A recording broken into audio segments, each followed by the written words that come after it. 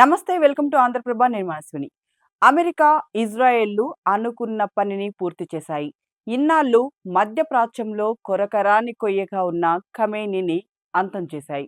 America నిఘా వర్గం అందించిన సమాచారానికి ఇజ్రాయెల్ బలగాలు తోడవడంతో మొదటి రోజే ఖమేనీ అంతమయ్యాడు. యుద్ధం మొదలు కావడమే ఖమేనీ లక్ష్యంగా మొదలైంది. పదుల సంఖ్యలో క్షిపణులు ఖమేనీ కార్యాలయం వైపు దూసుకెళ్లాయి. పక్కా సమాచారంతో చేసిన ఈ దాడులతో ఖమేనీ సహా ఆయన కూతురు, అల్లుడు సైతం మృతి చెందారు.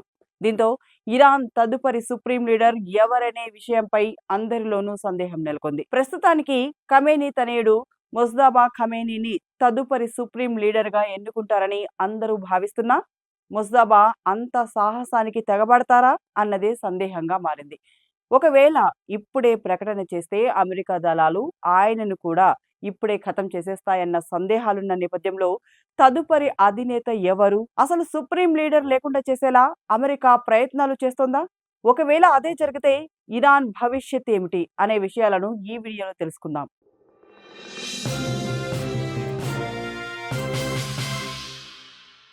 ప్రస్తుతం సుప్రీం లీడర్ లేకపోవడంతో ఇరాన్ పాలనా వ్యవహారాలను ముగ్గురు సభ్యులతో కూడిన నాయకత్వ మండలి చూసుకుంటోంది.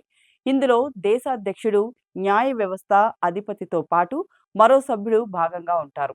ఖమేనీ మరణంతో ఇప్పటికే ఈ మండలి చేతుల్లోకి ఇరాన్ పాలనా బాధ్యతలు వెళ్లాయి. ఇందులో దేశాధ్యక్షుడు మసౌద్ పేజెష్కియాన్, న్యాయ వ్యవస్థ అధిపతి గోలాం హుసీన్ మొహ్సేనీ ఎజెహీలకు తోడు తృతీయ సభ్యుడిగా ఆయతుల్లా అలీ రేజా అరాఫీ ప్రస్తుతం ఎంపికయ్యారు. అయితే కమిటీ తాత్కాలికంగానే ఉంటుంది.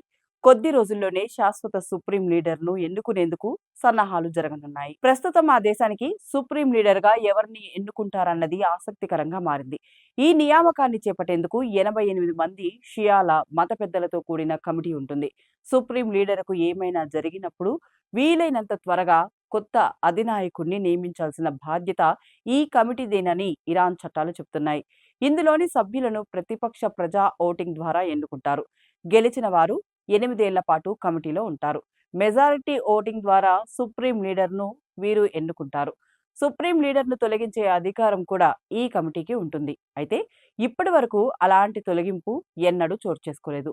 1979లో ఇరాన్లో ఇస్లామిక్ విప్లవం వచ్చింది. అప్పుడు సుప్రీం లీడర్గా ఆయతుల్లా రుహుల్లా ఖమేనీని నియమితులయ్యారు.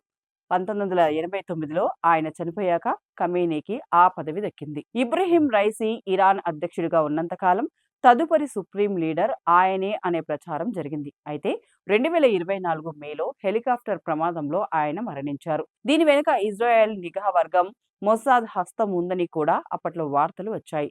ఆయన మరణం తర్వాత ఖమేనీ కుమారులలో ఒకరైన 56 ఏళ్ల ముజ్తబా ఖమేనీ ప్రస్తుతం దేశాధినేత అవుతారనే ప్రచారం జరుగుతోంది. గతంలో ప్రభుత్వ పదవిని నిర్వహించిన అనుభవమేది ముజ్తబాకు లేదు. ఆయన్ను సుప్రీం లీడర్గా నియమిస్తే మత పెద్దల కమిటీపై దేశ ప్రజల్లో ఆగ్రహం పెరగొచ్చనే విశ్లేషణలు వినిపిస్తున్నాయి. వారసత్వ రాజకీయాలను ప్రోత్సహించడం మత సిద్ధాంతాలకు విరుద్ధమని కూడా పలువురు చెబుతున్నారు. దీంతో పాటు ఇప్పటికే దేశ ప్రజల్లో ఖమేనీ అనుసరించిన అణచివేత వైఖరిపై వ్యతిరేకత ఉంది. 2022లో మస్సా అమీనీ అనే 22 ఏళ్ల అమ్మాయిని నడి రోడ్డుపై ఐఆర్టీసీ సభ్యులు కొట్టి చంపారు. అప్పట్లో హిజాబ్ వ్యతిరేక ఉద్యమం పెద్ద ఎత్తున సాగింది. కొద్ది నెలల క్రితం కూడా అక్కడి ప్రభుత్వం విధానాలకు, ఆర్థిక సంక్షోభానికి వ్యతిరేకంగా ఉద్యమాలు జరిగాయి.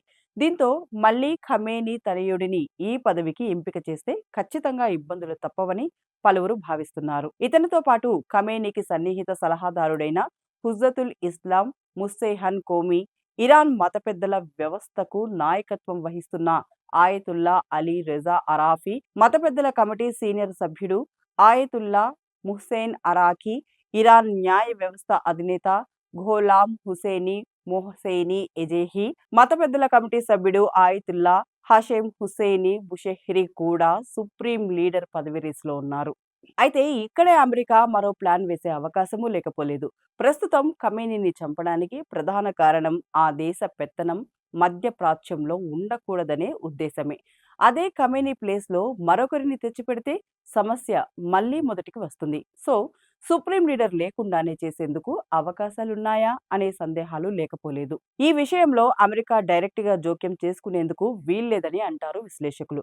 ప్రస్తుత ఉద్రిక్త ప్రపంచంలో ఒక దేశపు అంతర్గత వ్యవహారాల్లో మరో దేశం జోక్యం చేసుకోవడం కంటే మించిన తలనొప్పి ఇంకొకటి లేదు. ఆఫ్ఘనిస్తాన్లో గతంలో అమెరికా జోక్యం చేసుకున్నందుకే తాలిబన్లతో దాదాపు 2 దశాబ్దాల పాటు పోరాటం చేయాల్సి వచ్చింది. తాలిబన్లకు పెద్దగా బలం లేకపోయినా వారిని తట్టుకుని నిలబడలేకపోయింది. అలాంటిది ఇప్పుడు ఇరాన్ విషయంలో అంటే ఆ దేశానికి తాలిబన్ల కంటే ఎక్కువ బలం ఉండడంతో పాటుగా అంతర్గతంగా ప్రజల నుంచి తిరుగుబాటు వస్తే తట్టుకోవడము కష్టమే. అందుకే ఈ విషయంలో జోక్యం చేసుకునే అవకాశం లేదని నిపుణులు చెప్తున్నారు. అయితే డొనాల్డ్ ట్రంప్ ఇక్కడే ఒక కిటుకును ప్రదర్శించారు. అందులో భాగంగానే తాజాగా ఓ పిలుపుని ఇచ్చారు. ఇన్నాళ్ళు ఖమేనీ ప్రభుత్వానికి వ్యతిరేకంగా మీరు పోరాడారు కాబట్టి ఇప్పుడు కూడా మీ స్వేచ్ఛ కోసం పోరాడమని కోరారు. మళ్ళీ ఇస్లామిక్ రాజ్యం రాకుండా చూసుకోవాల్సిన బాధ్యత అక్కడి ప్రజలదే అని చెప్పారు. అందుకు అమెరికా సహాయం అందిస్తుందని స్పష్టం చేశారు. అయితే దీనిపై ఇరాన్ ప్రజలు ఎంతవరకు పోరాటం చేస్తారన్నది తెలియాల్సి ఉంది. సుప్రీం లీడర్తో పాటు ఇప్పుడు ఇరాన్లో ఇస్లామిక్ రెవల్యూషనరీ గార్డ్స్ ప్రభావం కూడా చాలా ఎక్కువే ఉంది. ఆ దేశ ఆర్మీ కంటే ఐఆర్టీసీ సభ్యుల సంఖ్యే ఎక్కువ. ఈ సంస్థకు అంతర్గత భద్రతతో పాటు దేశ రక్షణ, వైమానిక దళం, నిఘా విభాగానికి సంబంధించి కుద్స్ ఫోర్స్ కూడా ఉంది. కుద్స్ ఫోర్స్ ఇరాన్ బయటి దేశాల్లో ప్రత్యేక ఆపరేషన్లను నిర్వహిస్తూ ఉంటుంది. దీన్ని గతంలో అనేక దేశాలు నిషేధించాయి. అమెరికా అయితే ఏకంగా దీన్ని ఉగ్రవాద సంస్థగా ప్రకటించింది. ప్రస్తుతం ఈ సంస్థ అమెరికాతో పోరాటం చేస్తూనే ఉంది. ఖమేనీ చనిపోయాడని వార్త వెలువడిన తర్వాత కూడా ఈ సంస్థ వెనక్కి తగ్గకుండా ఒమన్ వంటి దేశాలపై క్షిపణి దాడి చేస్తూనే ఉంది. దీన్ని బట్టి చూసుకుంటే ఈ ఐఆర్జీసీ కొరకరాని కొయ్యగా మారే అవకాశం ఉందని తెలుస్తోంది. ఈ ఐఆర్జీసీ ఇస్లామిక్ విప్లవం అనంతరం 1979లో ఏర్పాటైంది. ఇరాన్ సైన్యంతో పాటే ఇది పనిచేస్తుంది. ఇరాన్ సుప్రీం లీడర్కు ఈ సంస్థ నేరుగా జవాబుదారీగా ఉంటుంది. అంతర్గత బాహ్య శక్తుల నుంచి దేశాన్ని రక్షించడం దీని ప్రధాన బాధ్యత. ఖమేనీ కంటే ముందు ఇరాన్ సుప్రీం లీడర్గా పనిచేసిన ఆయతుల్లా రుహుల్లా ఖమోనీ ఐఆర్జీసీ సభ్యులను ఇస్లాం సైనికులుగా అభివర్ణించారు. ఐఆర్జీసీలో దాదాపు 1.9 లక్షల మంది క్రియాశీలక సభ్యులు ఉంటారు. రిజర్వ్ సభ్యులను కలుపుకుంటే ఈ బలం 6 లక్షల వరకు ఉంటుంది. వీరిని ఎదుర్కోవడంలోనూ అమెరికాకు ఇబ్బందులు తప్పవని చెప్పవచ్చు. ప్రస్తుతానికి ఇరాన్ సమీపంలోని హర్మూజ్ జలసంధిని క్లోజ్ చేయడానికి కూడా ఈ ఐఆర్జీసీ సభ్యులే ప్రధాన కారణమని తెలుస్తోంది. హర్మూజ్ జలసంధి మధ్య ప్రాంతంలో ఎంతో ముఖ్యమైన సముద్ర మార్గం. ప్రపంచ ముడి చమురు సరఫరాలో 20-25% సరఫరా ఇక్కడి నుండే జరుగుతుంది. ప్రతిరోజు సుమారుగా 20 మిలియన్ బ్యారెళ్ల చమురు ఇక్కడి నుండే ప్రయాణిస్తుంది. అయితే ప్రస్తుత ఉద్రిక్త పరిస్థితుల నేపథ్యంలో ఈ జలసంధిని ఇరాన్ మూసివేసింది.